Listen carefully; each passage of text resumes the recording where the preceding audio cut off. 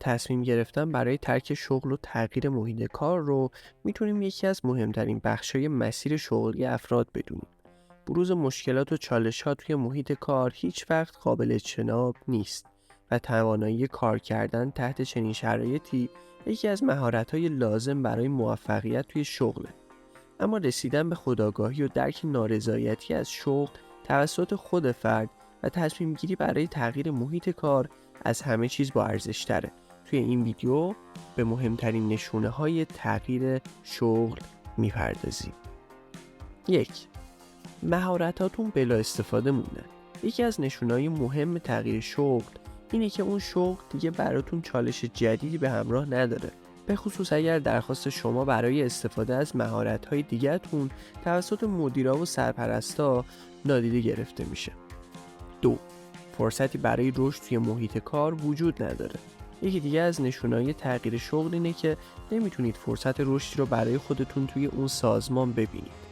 وقتی درباره فرصت رشد حرف میزنیم، منظورمون صرفاً ارتقای شغلی نیست.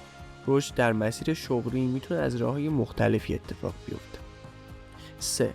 شغلتون در راستای علاقتون نیست. بهترین حالت کار کردن وقتی اتفاق میفته که اصلا متوجه کار کردن نشین. این اتفاق تنها زمانی میفته که شما نسبت به شغلتون اشتیاق داشته باشید.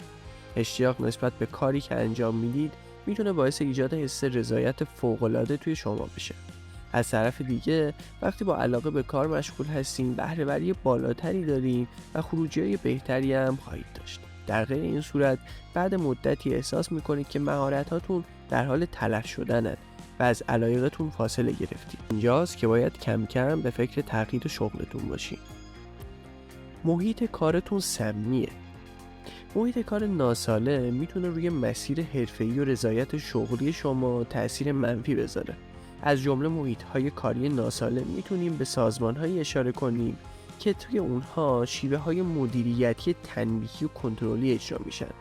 بی‌اعتمادی و عدم صداقت وجود داره، کارمندا تحقیر میشن یا مورد تعرض قرار میگیرن. و 5. حد و مرزهای اخلاقیتون زیر پا گذاشته میشه. اگر برای انجام مسئولیت‌های شغلی خودتون مجبور هستین اصول اخلاقیتون رو زیر پا بذارین، بهتره به تغییر محل کار فکر بکنید. حتی اگر به نظر میرسه برای از دست ندادن شغلتون ناچار هستین چارچوب‌های اخلاقی خودتون رو نادیده بگیرین، بهتره به این فکر کنین که چنین شرایطی میتونن در پیدا کردن شغل‌های بعدی و مسیر حرفه‌ای شما تأثیر منفی بذارن.